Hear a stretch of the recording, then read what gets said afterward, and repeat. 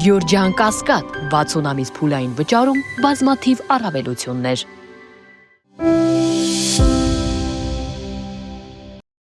Բաքվի բանտում կալանված Արցախի նախկին արտգործնախարար Դավիթ Բաբայանին ազատ արձակելու միջնորդագիրը ՄԱԿ-ի կամայական կալանքի հարցերով աշխատանքային խմբին է հասել։ Մեր մյուս գերիների գործերի տրցակին ավելացել, սա հիշեցնեմ դատականատյան չէ, սակայն նաև փոխարինում է ռեգիոնալ դատարաններին։ Ունի 5 չափանիշ, դատավորի պատմուճանով մասնագետները գնահատում են ու որոշում կամայական են եղել ազատազրկելու հիմքերը արդյոք թե ոչ։ Այս դեպքում աշխատանքային խումբը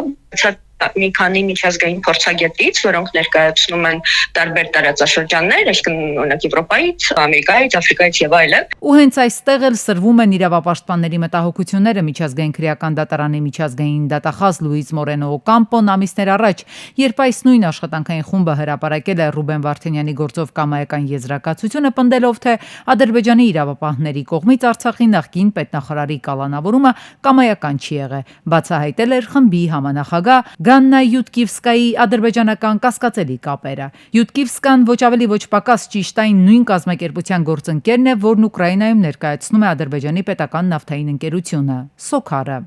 Գաննա Յուտկիվսկան պետք է ձեռնպահ մնար Ադրբեջանի դեմ բոլոր գործերից, որովհետև ունի շահերի բախում։ Մի ընկերության հետ է աշխատում, որը տարիներ շարունակ իրավաբանական ծառայություններ է տրամադրել Սոկարին։ Հաստատվում է ուղիղ ֆինանսական կապը Յուտկիվսկայի եւ Ադրբեջանի կառավարության միջև, որը Վարդանյանի գործով հանդես է գալիս որպես կողմ։ Ավելին, Յուտկիվսկայի ամուսինը ադրբեջանական արմատներով ուկրաինացի քաղաքական գործիչ է, ով ամուր կապեր ունի Ադրբեջանի հետ եւ հրապարակայնորեն աջակցել է Լեռնային Ղարաբաղի շուրջ Ալիևի դիրքորոշմանը։ Ավելի ուշ իրավապաշտպանները բացահայտեցին, որ այս աշխատանքային խմբում Յուտկիվսկայից բացի մեկ այլ չինովնիկ է եղել ընդ որում Ադրբեջանի քաղաքական վերնախավի հետ ուղիղ առանց միջնորդների կապի մեջ մասնագետների գնահատականը միանգամից էր հստակ քննությունը եղել է քողարկված սպասարկել Ալիևյան շահը նավթադոլարների դիմաց։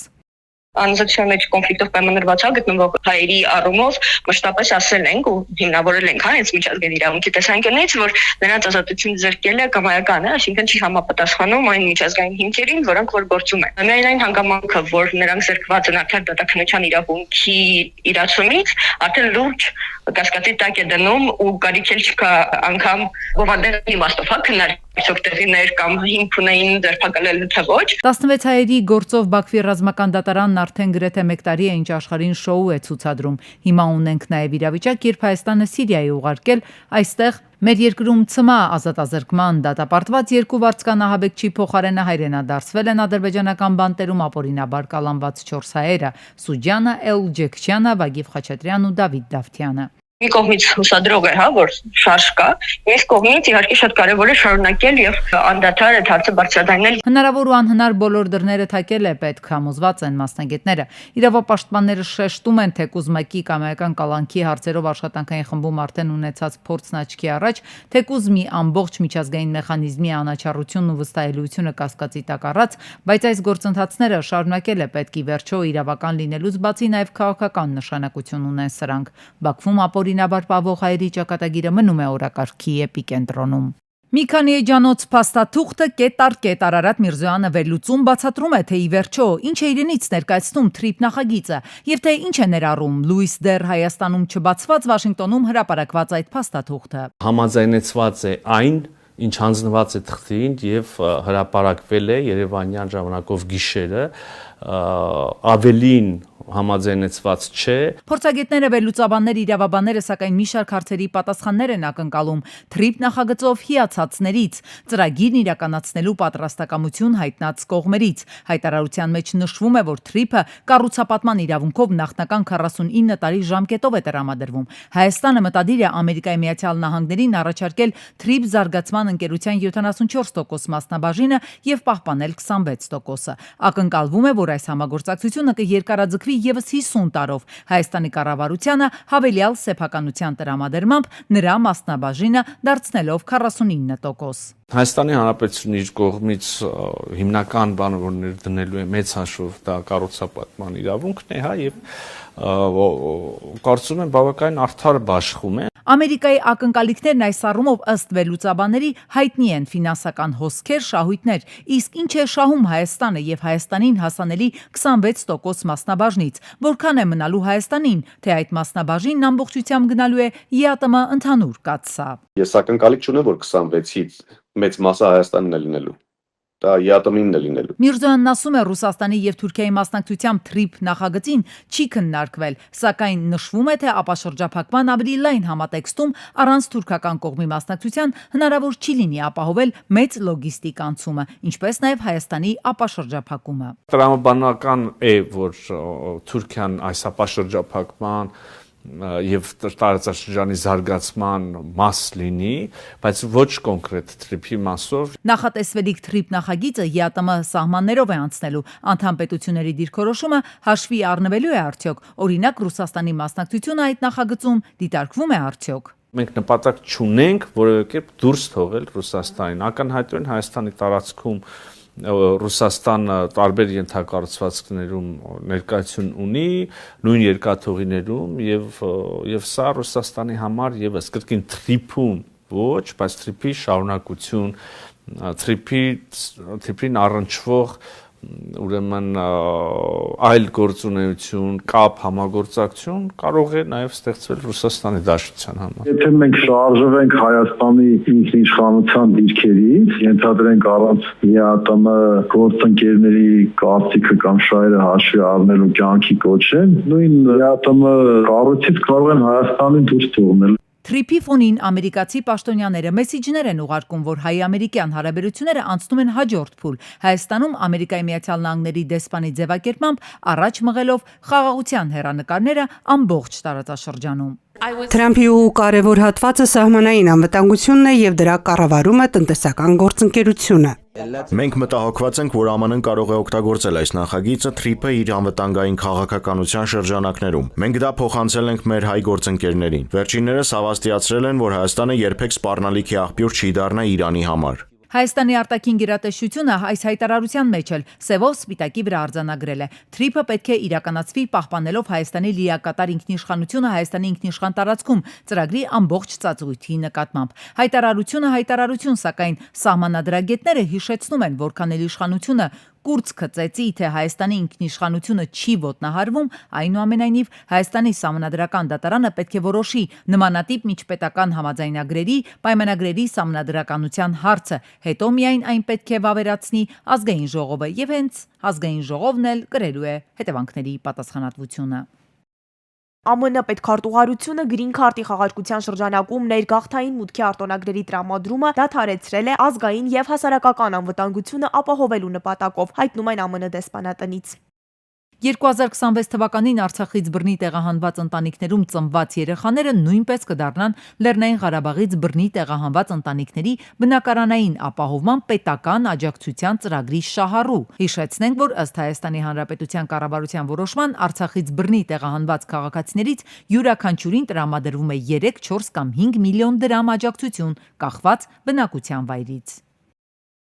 2025 թվականի դեկտեմբերին Հայաստանում սննդամթերքի եւ ոչ ալկոհոլային խմիչքների գները 2024-ի դեկտեմբերի համեմատ աճել են 4.3%-ով, իսկ 2025 թվականի նոյեմբերի համեմատ 2.9%-ով։ Գնաճը արձանագրվել է հանրապետության բոլոր դիտարկվող բնակավայրերում, առավել բարձր Երևանում։ Մսամթերքի շուկայում օրինակ գրանցվել է զգալի թանկացում։ Թռչնամսի գինը տարեկան կտրվածքով աճել է 4.3%-ով, տավարի միսը 11.7%, խոզի միսը 12.7%, գառան միսը 14.1%-ով։ Միայն մեկ ամսում նոյեմբերից դեկտեմբեր մսամթերքի գների աճը կազմել է 0.8-ից 7.4%։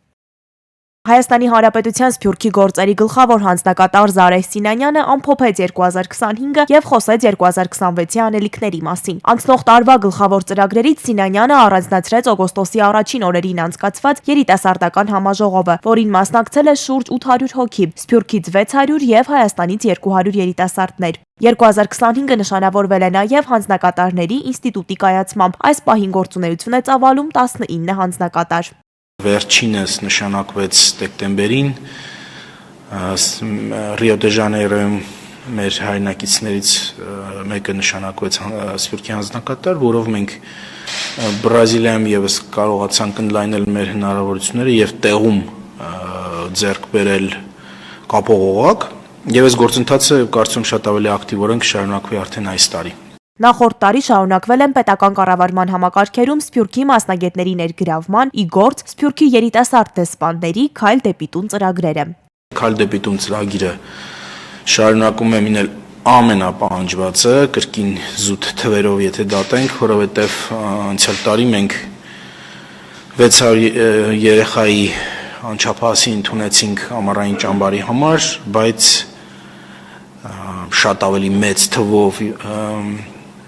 անչափահասների ստիպված էինք մերժել, որովհետև զուտ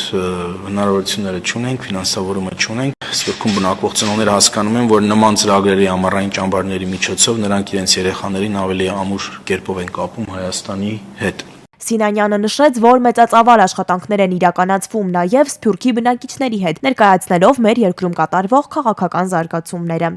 Մենք փորձում ենք մեր հայրենակիցներին պարզաբանել, բացատրել, թե ինչ է տեղ ունենում Հայաստանում, ինչ զարգացումներ են տեղ ունենում, ինչ է իրական Հայաստանի կոնցեպտը, օրինակ, ինչու երկրում հսկայական դժգոհություն կա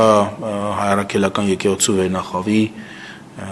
հայտնի անձանց հետ կապված։ Անդրադառնալով Սիրիայում եւ Իրանում տեղի ունեցող բողոքի լայնածավալ ցույցերին եւ բռնություններին, Սինանյանը նշեց, որ Սփյուռքի գործերի գլխավոր հանձնակատարի գրասենյակը Սիրիայի հետ մշտական կապի մեջ է, իսկ Իրանի հայ համայնքի հետ ուրբաթ օրվանից կապ հաստատել դեռ չի հաջողվել։ Հիշեցնելով 2023 թվականի Համաս-Իսրայել բախումները, Սինանյանը նշեց, որ ռազմական գործողությունների առաջին տասնօրյակում գրասենյակի ջանքերով իրականացվել է բնակչության տարհանում եւ այժմ եւս կապի հաստատման դեպքում հարցը կքննարկվի կառավարության հետ անհրաժեշտ քայլեր ձեռնարկելու նպատակով։ Խոսելով 2025 թվականի հայրենադարձության տվյալների մասին, Զարե Սինանյանը ասաց, վիճակագրությունը էական փոփոխություններ չի կրել։ Ամենաշատ հայրենադարձները Ռուսաստանի Դաշնությունից են, այդ անփոփոխ է։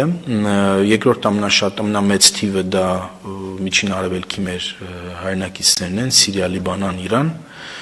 եւ մյուս խումբն էլ արդեն բոլորին է ներգրավում, լինի Միացյալ Նահանգներ, Ֆրանսիա, Արգենտինա,